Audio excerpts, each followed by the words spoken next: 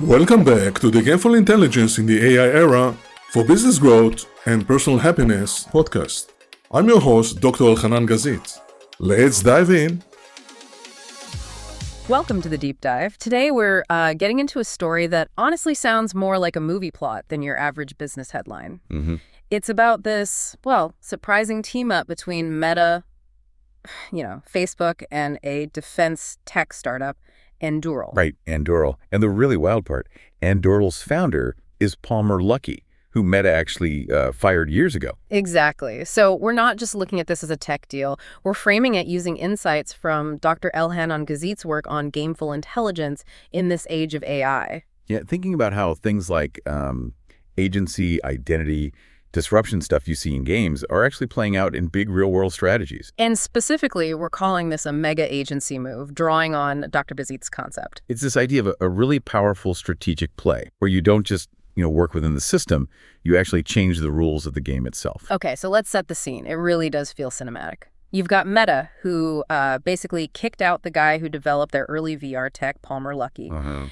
And now, years down the line, they're working with him again. But, and this is key, it's not for making, like, the next big VR gaming headset for consumers. No. Our sources are saying they're collaborating on smart combat helmets for the U.S. Army. The goal being to, enhance soldiers' abilities. The term super soldiers is even being used. Wow. So this isn't just, Meta hiring a supplier. Not at all. It really does sound like this mega agency move you mentioned. It seems driven by these gameful intelligence ideas, augmented identity, agency, and really shaking up the defense industry. Deep disruption. Definitely. Yeah. And to really grasp how we got here, you have to look at Palmer Luckey himself. Right. He's, 32 now? Known everywhere as the Oculus guy? Yeah, sold it to Facebook for $2 billion when he was just 21. Crazy. Absolutely staggering. But then his time at Facebook ended pretty abruptly back in 2017. Yeah, I remember that. There was controversy, right? Something about a political donation. Exactly. The sources mentioned a contribution linked to Hillary Clinton's presidential campaign. That seemed to be the trigger, or at least the reported reason. Yeah. Okay. But he didn't just fade away after that. No, quite the opposite. He did a massive pivot, founded Anduril Industries. The defense startup we mentioned. Yeah, focused on autonomous weapon systems, drones, AI, really cutting-edge defense tech. And its growth, it's been explosive. I saw some numbers. Early 2025 reports, New York Times, Yahoo Finance, said Anduril was trying to raise, $2.5 billion? At a valuation of around $28 billion. Just massive. And it's not just plans and prototypes, is it? Their stuff is actually being used. Oh, yeah. Deployed. Sources mentioned combat use in Ukraine, Gaza, plus defending U.S. bases around the globe. This is a real-world application now. Okay, this is where it gets even more interesting, especially thinking about that gameful intelligence angle. Yeah. His influences go way back, don't they? They really do. There's this great quote from a 2022 interview he did on the Good Time show. He was talking about what really influenced him as a kid, like 8 years old. What did he say? He said, let me find it. Yeah. And I guess also, I've often looked back and what was really influencing me? Also a lot of my favorite media characters growing up were weapons manufacturers. Weapons manufacturers. Okay. Like who? Well, he mentioned Iron Man, which maybe isn't too surprising, but then he brought up Yu-Gi-Oh! Yu-Gi-Oh! The anime and card game. That's unexpected. Right. But he wasn't talking about the monsters. He was talking about a specific character, Seto Kaiba. Okay. Jog my memory. Who's Seto Kaiba? He's the main rival character. And, crucially, in this story, he initially runs a weapons manufacturing company. But then he pivots to building VR simulations and holographic games. Wait a second. Weapons developer pivots to VR. That sounds eerily familiar, yeah. Luckey saw the parallel himself. He said in that interview. And I've always thought it's very interesting where he was like my favorite Yu-Gi-Oh! Character when I was 8 years old. And now I've ended up where I built a virtual reality company and then I've pivoted into being a weapons manufacturer. Wow. And then he asks, almost rhetorically, did I really have a choice in any of this, or am I just doing whatever routines are left over from when I was 8 years old? So this character, Seto Kaiba, kind of a Japanese Tony Stark, right? Tech mogul, weapons, then VR, controlling the game.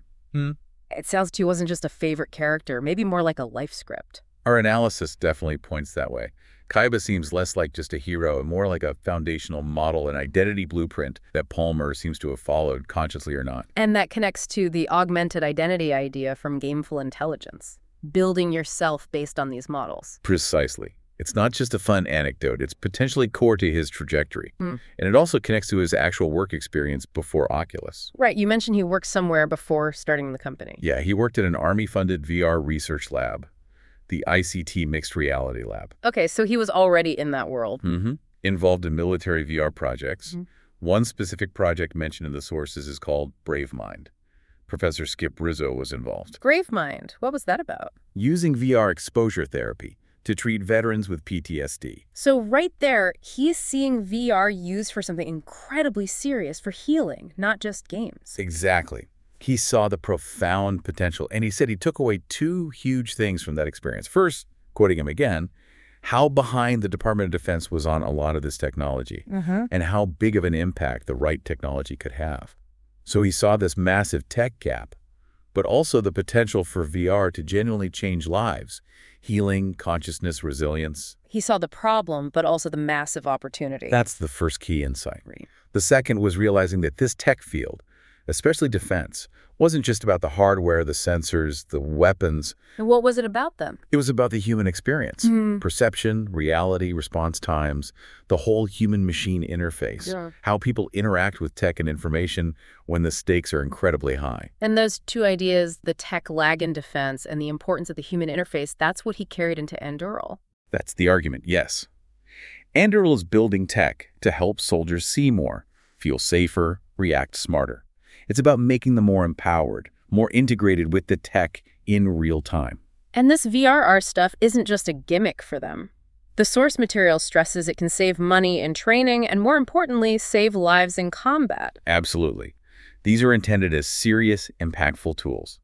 Which brings us back nicely to that gameful intelligence framework Dr. Gazit talks about. Right. Agency, augmented identity, disruption. How do they fit here? Okay, first, agency. Full control, right. Luckey didn't just crawl back to Meta. He came back on his own terms because his company, Anduril, is now a player Meta needs for this project. The EagleEye helmet project. Exactly. So Luckey isn't just building tech for them. He's fundamentally influencing how soldiers will see, think, and operate. That's agency. You change the system. You don't just ask for permission. He's helping write the operational playbook now. Basically, yes. Second, augmented identity. Building that empowered self. We talked about Kaiba and Iron Man. That childhood identity seemed to have become a business strategy. He's not just playing hero. He's embodying a character that actively changes the real world. The 8-year-old's blueprint in action. Seems like it. And third, disruption. But not just incremental improvement. Real disruption. How so? Instead of the old way, huge companies, slow tenders, massive contracts, Anduril and Meta are offering something different. This integrated helmet.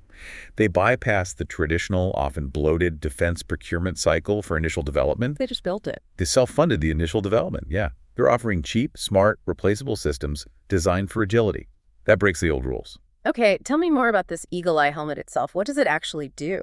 So the idea is it gives soldiers, like, enhanced senses, see further, hear better, quickly spot threats like drones or hidden targets, using integrated sensors and AI. And it connects to other systems. Yeah, it's designed to control autonomous systems, like drones, and it uses an AI interface from Meta. It's meant to be a central hub for the soldiers' awareness and control. And you said they funded it themselves initially. That's a big gamble. Huge.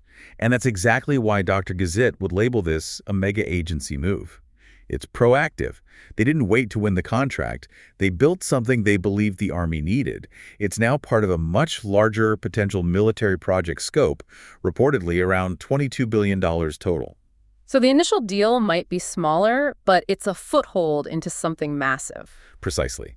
It's like other moves we've looked at where the immediate product isn't the whole story. The real goal is control information flow, decision-making speed, behavior patterns in real time. So EagleEye isn't just a helmet. It's a platform. Exactly. A platform for controlling information, awareness, space, and that crucial human-tech response loop. It's about fundamentally changing how the Army thinks, buys tech, and operates. Are there numbers attached to this initial phase? The initial project value for EagleEye is cited as $100 million. But it's part of this bigger shift, sometimes called Moneyball for military. Moneyball, like the baseball movie, using data and stats. Sort of, yeah.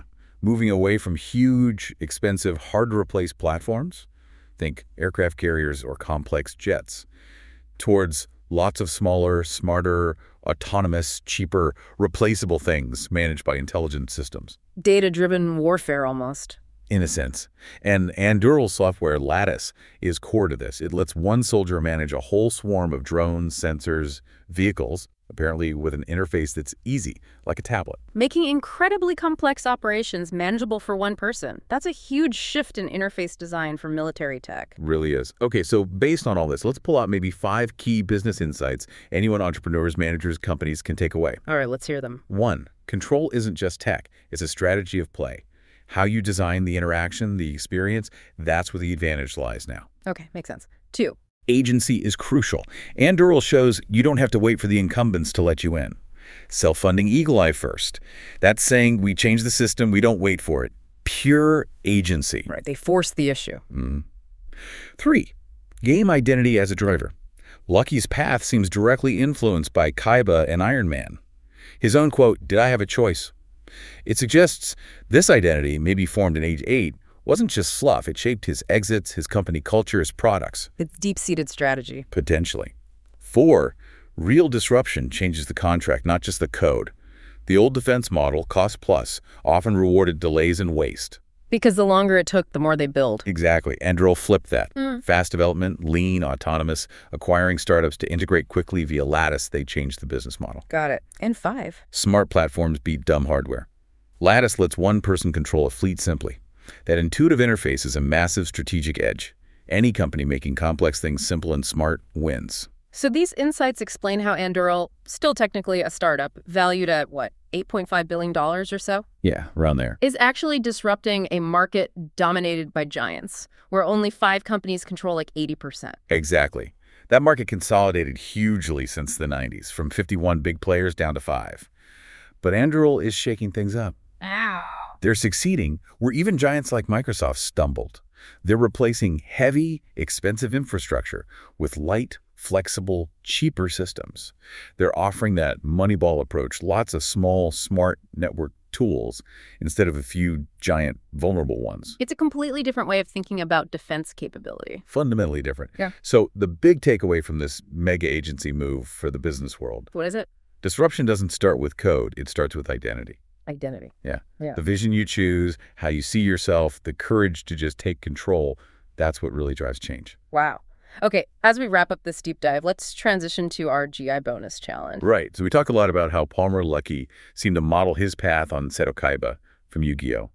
Kaiba wasn't just inspiration. He was almost a blueprint for an empowered identity. So the challenge for you listening is this. What about you? Think about a character maybe from childhood, maybe someone who inspires you now. Who is it and why? Pick one really significant value that character embodies. And then ask yourself, what's one thing you did this past week that actually reflected that value, that was influenced by that character's example? Because true heroes, well, they don't just dream, right? Exactly. They play smart on a field where the rules keep changing. Think about your own blueprint. How are you bringing it to life? Definitely something to think about. And if you want to explore these ideas further, especially Gameful Intelligence, check out Dr. Elhanan Gazit's work and his podcast. He's the researcher who developed this approach, and he has a book coming out soon. Right. The working title is Gameful Intelligence: The Secrets of Business Growth and Personal Happiness in the Gen AI Era. It's aimed at executives, CEOs, investors, VCs. If you have questions, you can DM him directly. Power up fast. Level up smart. Thank you, my AI co-host, Marshal and Daphne. Thanks for tuning in into the Gameful Intelligence podcast. Subscribe, share, and stay curious.